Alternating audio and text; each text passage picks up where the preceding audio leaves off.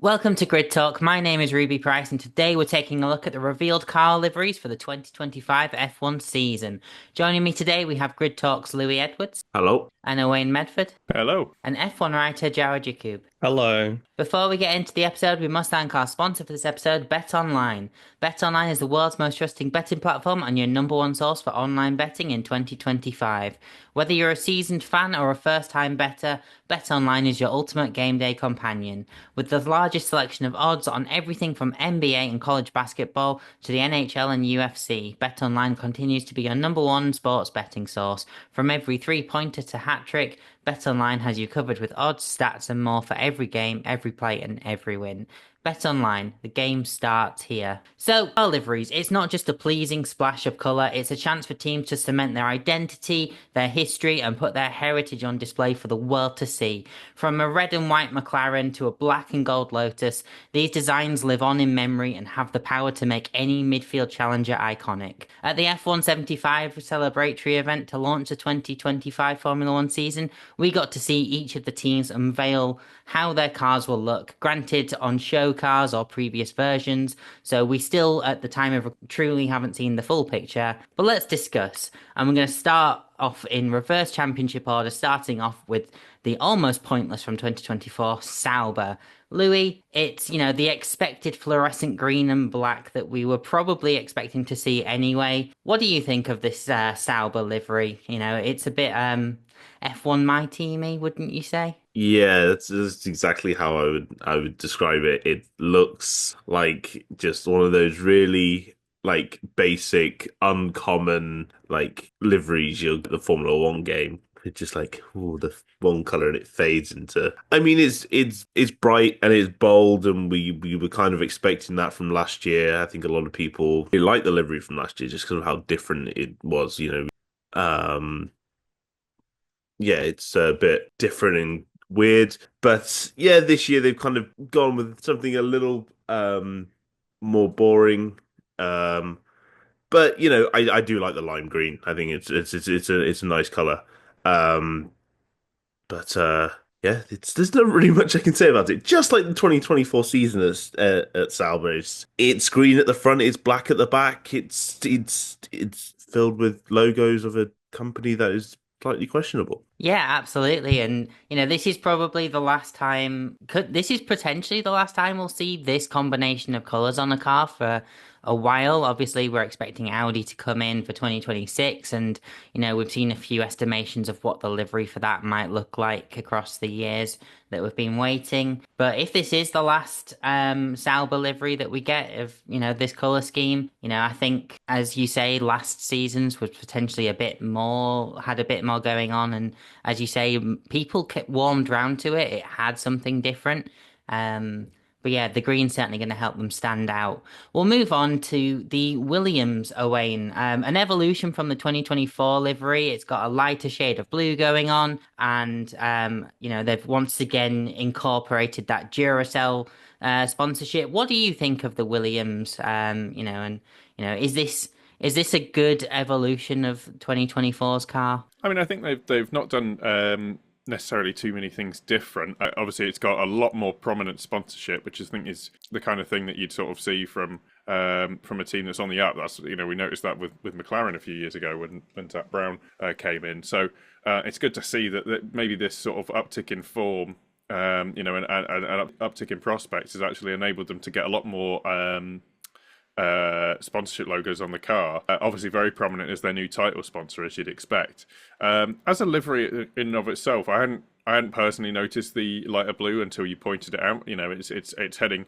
It's heading a bit more towards cerulean, and but apart from that, it's maybe a royal blue or something like that, compared to sort of the darker, more towards navy. I mean, that's still in there, but I do remember remarking, during the sort of unprecedented F175, sorry, live event, they haven't changed anything. They've added a bit more white on the car. There's some pinstriping, some go faster stripes. Obviously, they're not as wide as maybe you'd expect on an old Ford GT or something like that, but hopefully they will work. But apart from that, I think that there's maybe a bit of, if it ain't broke, don't fix it. I think it's a sort of visual identity wise. We know that this is a Williams, and it doesn't depart too far away from the Williams of old.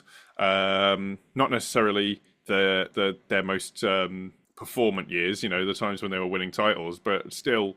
It's still a great livery for that sort of shows that the navy blue of their past in the last 20 years, and I think it's good. I don't think they're going to be struggled to be seen on track, and having a look at it, unfortunately we've not really seen so many shots of it under bright sunlight. I think we'll see that more as testing goes on, which is just around the corner. But it looks good, and it's going to look good in the plethora of night races that we have around that we have.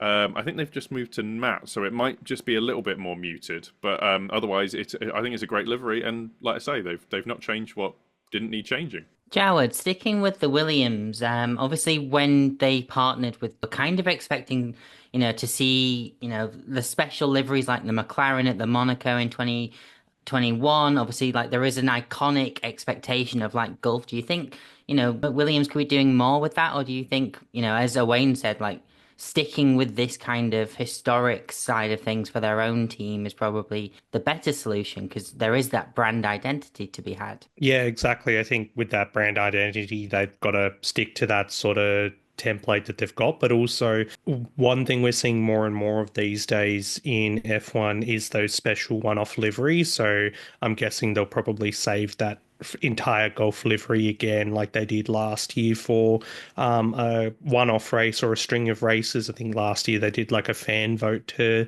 see which one they would do. But, overall, I think it's an inoffensive and classic look for Williams. And speaking to a point that I thought it's good in a way to see Williams sticking with something consistent because they've had so much instability over the last, 5-6 years that it means they've finally had the same partners and sponsors on board. And given that they pretty much dictate your livery these days, the fact that they've had that sort of financial stability means, it's kind of okay to see them with the same color scheme because hopefully it means more track performance. And speaking overall, we're seeing a lot less naked carbon this year too. So hopefully people have got the weight under control. Yeah, absolutely. Something I'm sure we'll talk about with almost every team. There's so much less exposed carbon fiber on the cars, and as you say, this can only really mean that the weight issue is hopefully at least resolved to the extent that cars are confident that having some paint on isn't going to cost them too much time. But it'll be interesting to see the further we get through the season how much of this paint actually does remain on the cars. We might get to about like round 5 and then all of a sudden the car is just entirely carbon fiber once again. But Louis, we're going to move on to another team. To steal a phrase from Jawad, like where the livery is somewhat dictated by a partner. But we're going to obviously talk about the V-Carb, the Racing Bulls, as they've said that they officially only really want to be referred to, despite the fact that I feel like we've all kind of come around to like V-Carb as a pseudonym for it somewhat. But just talk to me about this livery because, it's very striking, very similar to the, I guess I could sum it up with welcome back RB16B somewhat with this white Red Bull that we've got. Yeah, I think a lot of people are very happy with this. I am also incredibly happy with it. Mostly, I think a lot of people are really happy just because it is somewhat reminiscent of that Red Bull car that we saw way back. It was a few years ago now. And everyone loved it. They went to, please, make this your livery like permanently, or at least change it. And obviously, Red Bull, we'll get onto them later, but it's pretty predictable what they did. So yeah, to then see it being kind of like adopted by their sister team is quite nice. And it, I think in general, sort of that team, like whatever iteration it's been, whether it's like V-Carb now or AlphaTauri or Toro Rosso, generally have had since like 2017 had really good liveries, and they kind of just, for me, just continuing that. They always seem to pull it out of the bag every year. Last year it was kind of reminiscent of those sort of 2017, 2018, 19 Toro Rosso. which is really nice. And now they've got to this all white car, which is really cool. And I think like Joe mentioned, like that it's not like white with a ton of black carbon on it. It's a fully white car, and it's like wow, we're now seeing in color. Incredible. Yeah, absolutely. And Owain, it is the only, this amount of white car that it is on the grid this season. So there isn't really going to be an issue of having to stand out. Um, Obviously, it's very similar to the Red Bull livery that we'll talk about later on, but, it's identifiable, it's V-carb. What do you think of this one? Yeah, I mean, it's obviously it goes back to the I think it was the Turkish Grand Prix that they were running the RB16B as Louis mentioned, and it looks stunning. I think the sort of I wasn't enamored with the blue, that metallic blue for V-carb. And with the sort of mix of colours, but I think it's interesting. I think just to see that Red Bull have even allowed this. Obviously, like this, like you could. Yeah, obviously they've always been relatively similar, but it's kind of it is going to look like there are four Red Bulls on the grid at any one time, which I think clearly I think they're trying to move the brand closer again, that little bit when it comes to Red Bull. I think the other thing I think makes me think of is it's not quite the same, but if you're as old as I am, you'll remember David Coulthard's final race in Brazil in 2008. Unfortunately, he got spun out of it, but he did have a white Red Bull, which is, I think, where we sort of see how good that color combination looks. That white, red, and yellow. That white, but with spots of yellow in and red, really does look. It's a great livery, and I think one of the other things it does, just sort of to help VCarb at least, is as much as you can say it's kind of dictated, not really dictated by a sponsor in some ways, but I think it does make some of the things, particularly Visa, pop on the car a lot more than previously. And you know what, I kind of glad we just get to look at it all season. As it should be their livery, but I don't think it's as I don't think it's necessarily so one off as the RB16B was. And I think it's sort of almost better for it just to have that little bit extra blue in. I think they've nailed the graphic design of this one absolutely perfectly. Yeah, absolutely. 100% agree. And yeah, just that white allows the sponsors that are on the side to pop a little bit more too, which, your title sponsors will be very happy about VCarb. Certainly so.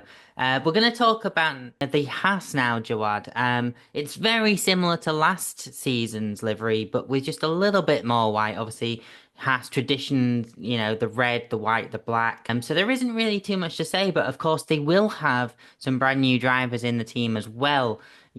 So I guess going for some stability whilst all change on the Haas front. Yeah, I guess so, but I'm going to say this, that I feel like they've overdone it with the white. We're sitting here praising Racing Bulls for going in that white direction, while I think Haas have done it. And to be honest, it does give me a bit of PTSD back to the Ural Kali days as well, and as we'd rather not think about for that particular team. So, when I was comparing side by side this year's with last year's, I think last year's they balanced the white nicely into the other bits and pieces of the car as well, and forever they've always been I guess advertisements for CNC machinery. But yeah, there's something about this year's one that I feel like is amazing, and it is that white, unfortunately. Yeah, absolutely. Like it almost feels a bit reminiscent to how we were in 2021, where obviously the cars didn't do much changing season to season, which also meant that the liveries didn't seem to change too much, or they might have inverted some colors a little bit.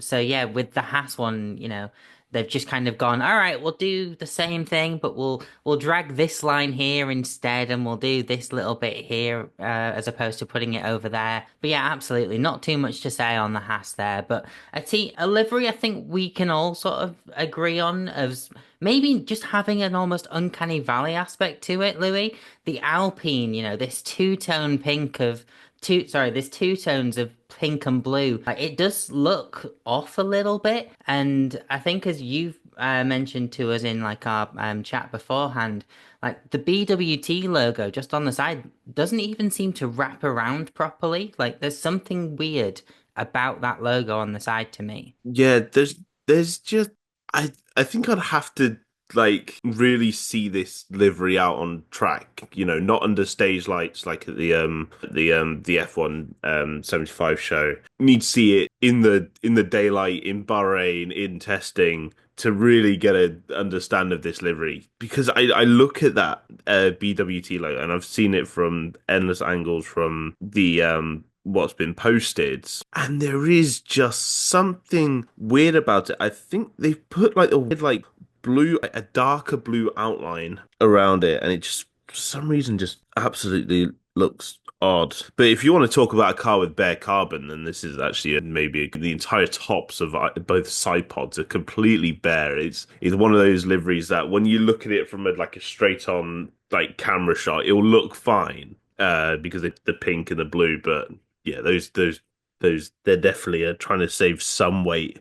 With the lack of paint on the side pods, it does look incredibly bare. I mean, there's not too much to say about the Alpine. I mean, obviously um with their partnership with BWT, we were expecting to see pink. Honestly, by the time that Alpine probably gets sold and leave the grid, they'll probably still be with Alpine. They'll still probably be with WT, which is a shame because I think I'd really like for them to go back to their like traditional, just sort of like mainly blue, but with white and red, like it was when they debuted. It was a much nicer, much more cleaner livery.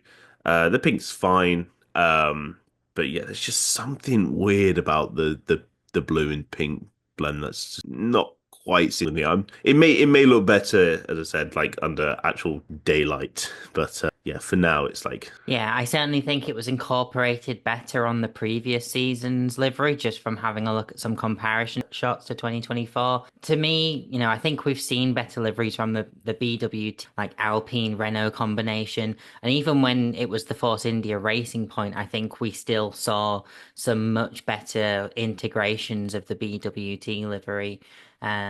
Particularly even just when it was the electric blue and hot pink. But, if you've been enjoying this podcast, we'd love it if you could take 5 to leave us a 5-star rating on Spotify, a 5-star review on Apple Podcasts. And if you're one of the people who aren't watching this video whilst you are subscribed, please consider helping us out with a like and a subscribe. And if you want to, follow us on social media for a little bit more action, what's going on week to week, day to day. You can find us on most of the social media channels at Grid Talk UK. That's on Threads, on Instagram, Blue Sky, and Facebook. But let's get on with some more livery. So another team, where it's not really been that much change away year from year recently. But Aston Martin, of course, we're used to seeing the British racing green and a bit of black. This year they've added a splash of white to the air intake. That's to do with a sponsorship that they've picked up over the winter break. I used this phrase earlier. Is it a case of ain't broke, don't fix it for Aston Martin? I don't think so, actually. I think we're talking about weirdly, very, very sort of minor details. And I think, in the world of graphic design, sort of small changes can make a big difference. And I don't know what it is about this livery, but it just doesn't. It doesn't sit well for some reason. I think it's I mean, Ruby's sort of asking if it's the black sides or anything like that, but I think it's also some of the lines don't like the. So along from the nose of the car, there's the classic sort of Aston Martin hot yellow, I would call it, like fluorescent yellow that you see, and you see that across their entire visualized entity. That's part of their racing liveries a lot of the time. And for whatever reason, it just doesn't seem to work. I don't know if it's because they've cut it off just underneath the side pod and then restarted it, but much further up, like a good foot higher up to run along the engine cover, just at sort of where the cannon area is. But that's the fact that those two lines are in two different planes and they're at different angles. It just makes it look kind of visually inconsistent almost.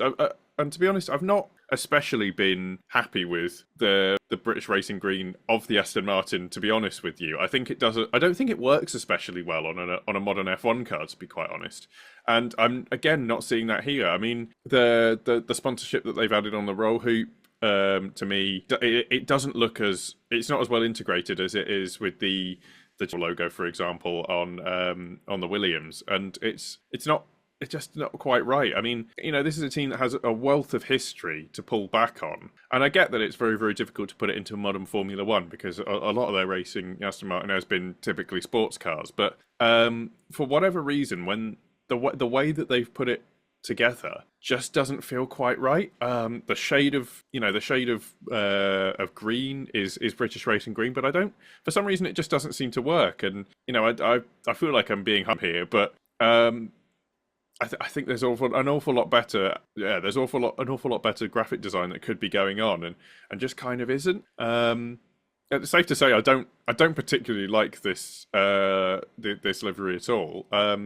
But at least it will be distinctive, which I think is the most important part. It does seem, just one last point, is it does seem to have gone backwards in the level of paint on the cars. That doesn't bode well for the minimum weight if they've actually taken paint off the car compared to last year. But otherwise, I think it's a misstep of a livery, and I hope that maybe some alterations that they make through the season can make it look a bit more visually congruent. But apart from that, I don't think it's going to. Weight saving. The only thing that's going to get Lance Stroll out of the bottom 5 this season, and maybe like on a par with his teammate, who is apparently performing at the same level of, according to Mike Crack. Maybe that's why Mike's not in charge of the team anymore.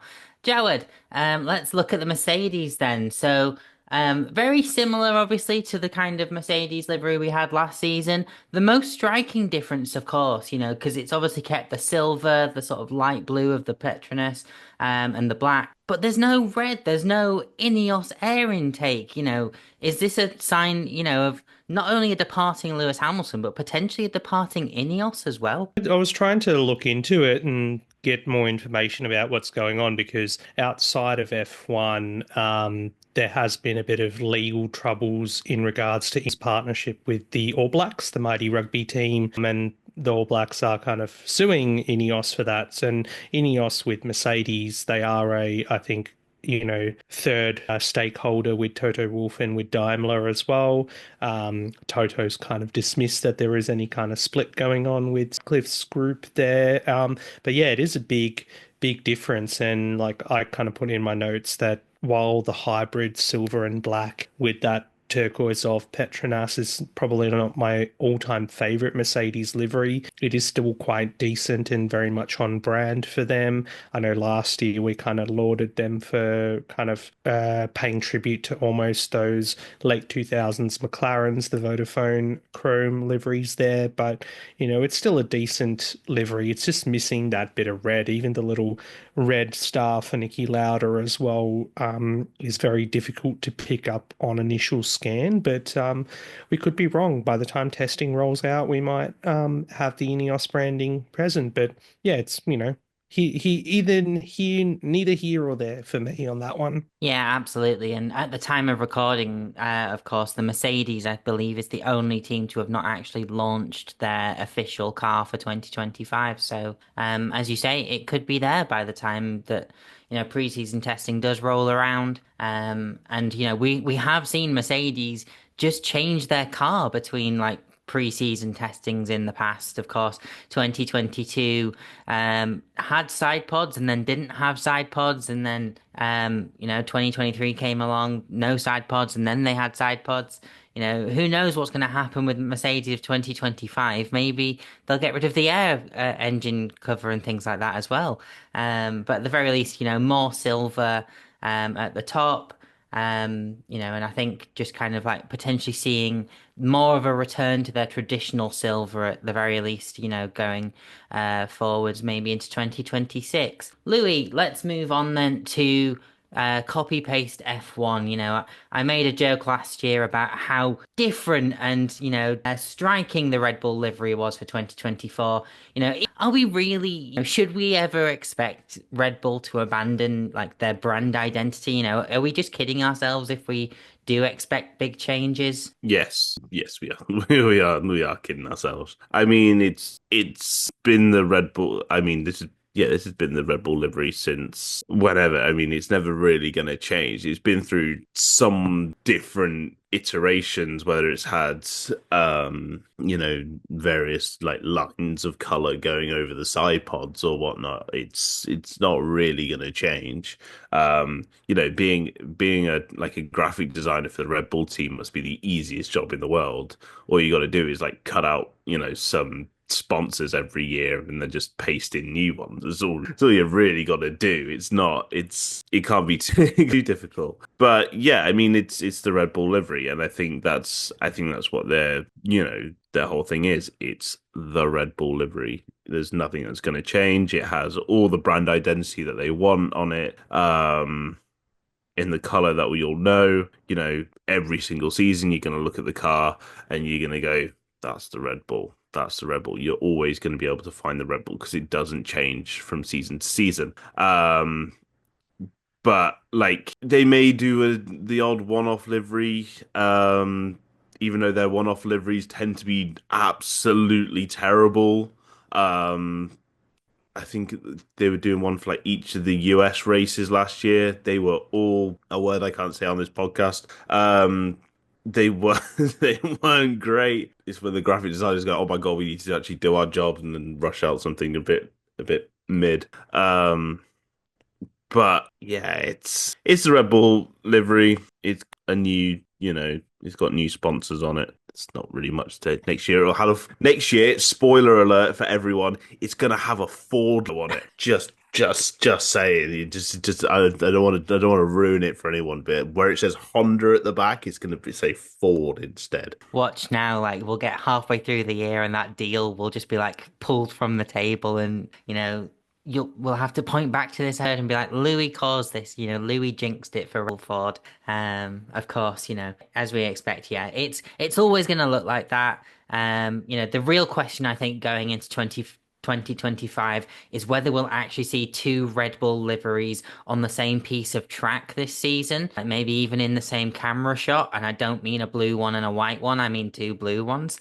But moving on, another sort of like team, of course, we obviously talk about Red Bull having a sort of copy paste approach. With Ferrari, obviously, we're expecting Red Bull is expecting a sort of, red white combination. Over the last few years, we've obviously seen more like red and black. But this year, Owain, it's a sort of darker red, a bit deeper. There's the white over the engine cover, and of course the blue HP logo, which the F1 fandom seems a bit divided on as to whether it's actually any good there or not. Personally, I don't have too much of an issue with it, but I think it being on the white makes it less, sort of glaring with the red that's on the car. And, we've seen in previous iterations with HP when they were sponsoring Renault, for example, on the yellow, that was in black. But what do you think of the Ferrari? And of course, we also got to see Lewis in those Ferrari colours at F175 too. What do you think of the Ferrari for 2025? To be quite honest with you, I think I think they could have done better. I think HP clearly are holding on to having a blue car. A blue logo. Which is annoying because there's the HP, I think it's the HP Progress or HP Future logo, which I've seen a million different photoshops where it's four parallelograms of different lengths, and it looks absolutely brilliant. I'll be honest with you, I thought HP was abandoning their current branding that they've put all over the car, and they haven't done that. They've stuck with it, and unfortunately, I think even if it was just in white or just with red, it looks so much better. Ferrari's in a different position that it's been for many a year. Is that they're running in a lot of different a number of other categories currently, and they seem to have abandoned the idea, abandoned the ideas that they had from the last livery of making those quite homogenous or together, and any aping each other, and instead of moved towards this, as you say, a darker, more metallic red. I think it's gone away from being a matte color scheme. They've changed a bit of the typography for the numbers. They've added a couple of new sponsors here and there, but I think it's ultimately it's relatively similar to the logos that we saw, or to the livery, sorry, that we saw last season. The change in red is at least relatively interesting. I always think that Ferrari looks better in metallic red, and particularly under the lights. As you have to think about now, it's going to look. I mean, it's going to look striking. It's a Ferrari. It's the only red car on the grid because no one can get near it. Can get near that color apart from like F1 or anything like that. But luckily, we don't have to see that anymore. Otherwise, I think it's. It's fine. To me, that's a 6 out of 10 livery. It looks good enough. It could be better, but it also could be a hell of a lot worse. I think Ferrari has produced some significantly worse liveries over the years. If for anyone that's got an issue with the green, I've ruined my point now. Ruined your point. I was so close with the blue HP logo. At least that's relatively close to Ferrari's history. With the kind of blue that we're used to seeing in history, and instead it could have been green, and that would have been awful. Yeah, I was gonna say, at least it's not the like neon green like mission minnow thing that we had, like that was all. That was shockingly bad, that was. But I fully agree, like the deeper the red I always find, the better the Ferrari. But a team, Jawad, that have kind of just gone Control C, Control V, copying Red Bull almost, the McLaren, like what, McLaren are kind of known for being a bit more striking, a bit more bold. Like what really happened between 2024 and 2025 for, this team? Because it's just the same, really. I think the Constructors' Championship party went on a bit too long, and that's why when it got to the design stage, they're like, oh, we'll just go, if it broke, don't fix it. No, look, to me, biased here, but it's more appealing than the Red Bull livery anyway. So, and also we haven't looked at it for as long as we have the Red Bull livery. I like the positioning of the shapes towards the back end as well. It is that nice nod to the Marlboro McLaren liveries of the past. So, yeah, it's a clean look. I'm not sure if I'm sure they'll do plenty of one-off liveries as well throughout the year, as we've seen them do. So yeah, I think the thing that they're going to be concerned about this year is are they going to be quick enough to back up their efforts from last year and go one step better when it comes to the Drivers' Championship too. So, if this livery stuck around for maybe another 5 years, I'm sure we'll be sitting here saying, oh my God, it's just the same as Red Bull now. But for now, it's better than what they've done in the past with the papaya. But yeah, it's very mid, sort of a 6 to 7 out of 10, I'd say. Yeah, absolutely. You kind of stole my line as well. I was going to go around about, they're a team that just have such a fondness for a special livery. I think we got 4 or 5 in 2024 alone. Of course, we had the Senna one in Monaco as well. And they always seem to go for a sort of purpley twinge for Singapore as of late. But obviously, we've just referred to, I think, the last 2 or 3 as being a bit mid, 6 out of 10s. Let's agree on a best livery. Louis, I'm going to start off with you, and I think we're all probably going to be on a similar vein here. But what is your favorite? What do you think is the best livery of the 2025 challenges we've seen? I definitely think it's the Red Bull sister team, VCARB. Had us in the first half, not gonna lie. Owain, how about yourself? I'm not going to buck the trend. I mean, it just looks so good. It just looks so good. Yeah, I can't wait to see it on track. Like, I'm so glad that we get to see this for 24 races this year. That's the biggest praise I can give it. I just can't wait to see it on track. And Jawad, is it 3 for 3? Is it? No, I see it. I said let's make it 3 from 3, and what we're giving criticism for Red Bull about. It's so good to see the junior team, whatever its identity going to be, finally get over this identity crisis that it's been in for the last few years, and that inspiration back to the RB16B, like you guys said, just all together, I think, and I'm not as offended by the Visa branding on it as much as I was last year. So yeah, that'll get the tick of approval from me as well. Yeah, and I think I'm gonna make it 4 for 4. It's too like that car has just done something that I think, a lot of teams have been struggling to be able to do in this like post 2022 era. Of just giving something that just looks like what an F1 car in this era should do.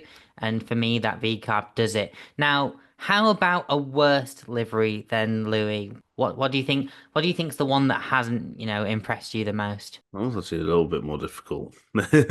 Um, I mean hmm, the easy cut answer would kind of be the Red Bull, but the Red Bull livery, it's fine. Like it's not like a bad livery. I think the only reason why we people would say, "Oh, I don't like it," is just because we've seen it so much. I think for me personally, it's a like kind of just like scroll through. It's probably the Aston Martin. I wouldn't say I hate the Aston Martin. I don't particularly like the Aston Martin. It's fine. Um, I actually just saw a comparison post that Formula One put out on their Instagram of the 2024 and 2025, and kind of actually now looking at that has made me go, oh, they've not done a good job. I kind of forgot what the 2024 Aston Martin looked like, and I've gone back and yeah, like the kind of the yellow lines that Owain was talking about were a lot more cleaner, a lot nicer on the 2024 car than they are on the 2025 car. The green also, it's a lot more green. Yeah, I'm not an artist. I don't know how to really describe color. But it does seem a little bit more muted in the 2025 cast. So yeah, I would say Aston Martin. Aston Martin getting Louis' vote. Yeah, I think I also, now that you've probably, the way that you've described that, yeah, like adding with it, the way that they do their nose, like I just really am not a fan of that front nose of the Aston Martin as well. But Owain, how about yourself? What's the worst livery for you? It's got to be the Alpine. I think for me, the biggest issue I have with the Alpine is that one, we don't know how pink that's going to be all season. Is it for the first two races or is it not? Is it going to continue? Like, is it going to change? Because they have a history of this. It's baffling to me that they've decided to put the BWT like it looks like a livery designed by the contracts, the sponsorship contracts more than anything else. You've got the white outlining of the BWT logo in the pink, with the text in blue, which looks great on the front and rear wing. And I totally understand that you've got to put that on the side pod, well, or on the engine cover, but someone else has paid for that space. And they've just put it slap bang in the middle of the side pod with the color of pink. And I don't know what it is, but every single shade of pink on the car looks different. And I'm not a graphic designer, but I do know that you have to pay attention and be careful for where you put. The contrast makes the color.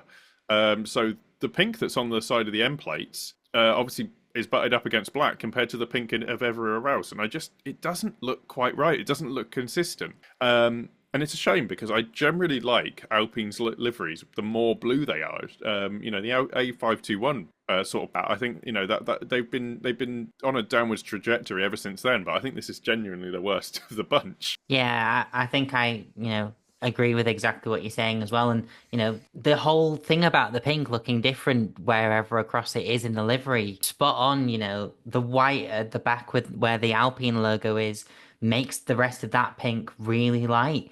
And as you say, the pink at the front on the side of the end plates is quite dark because of that contrast. And, then I've also just, whilst you've been talking, spotted the Microsoft sponsorship sticker that's on the side as well, which, like, that yellow and the pink is a horrible contrast just looking at it. Like, forget the HP. To me, that's a crime against nature, and a crime against Formula One. Jared, how about you though? What's the worst livery for you? Is there a criminal livery in 2025? Don't think they're criminal. They're just underwhelming. So, the Red Bull and Haas probably up there, but I just looked at photos of the Aston Martin that they released earlier of the actual car itself. And yeah, the kind of the criticisms that we've already pointed out, I fully agree with them, but wanted to add also, the additions of the white sort of sponsors up top as well. The new sponsor they've got just looks so out of place. And like, I think this is since they did the partnership with Aramco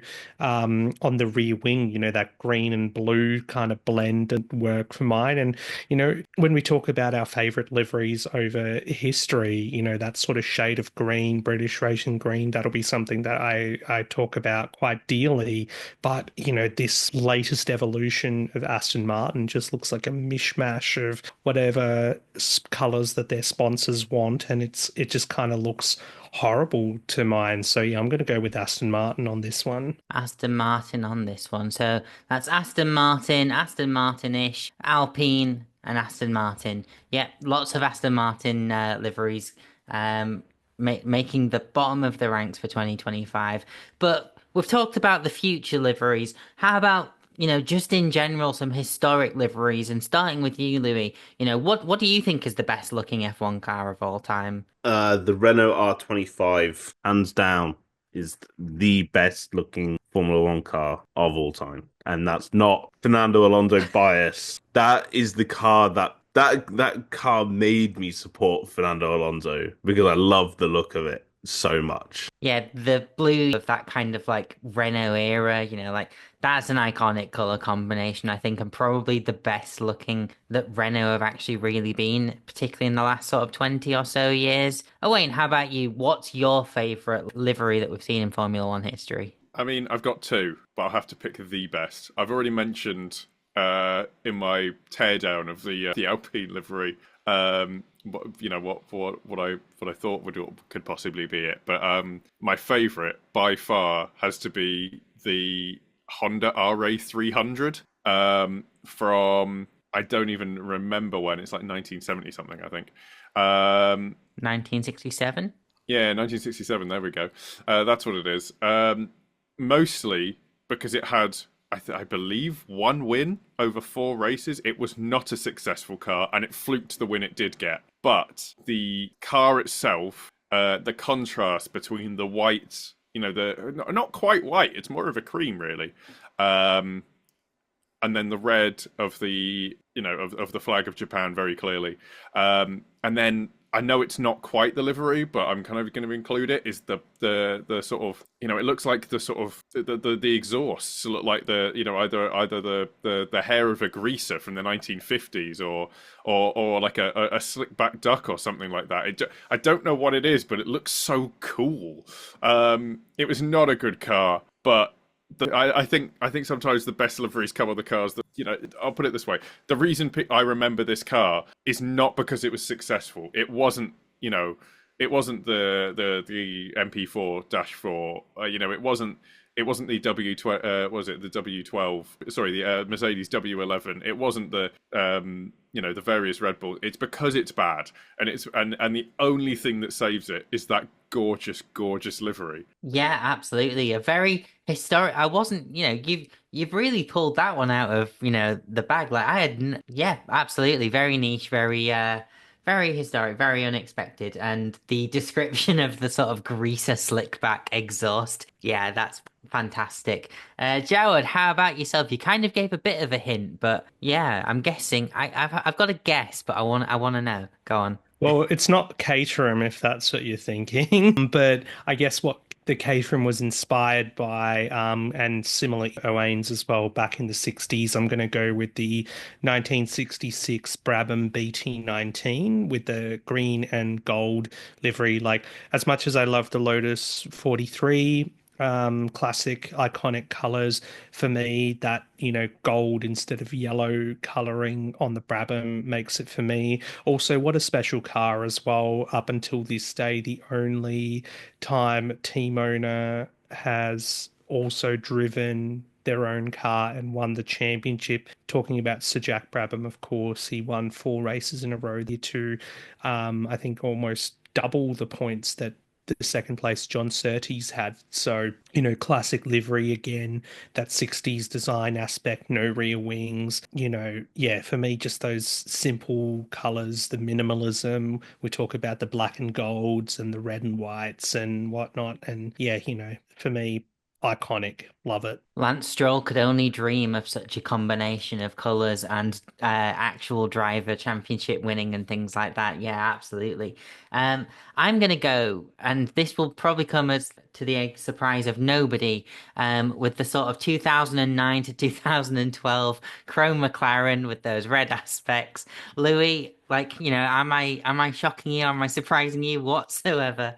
Um, yeah, like for me, like it's just the car that, I came to love with Formula One.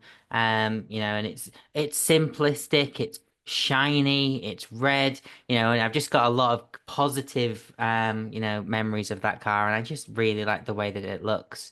And whilst I do appreciate McLaren in its papaya era, like to me, the chrome McLaren looks just right to me personally, at the very least.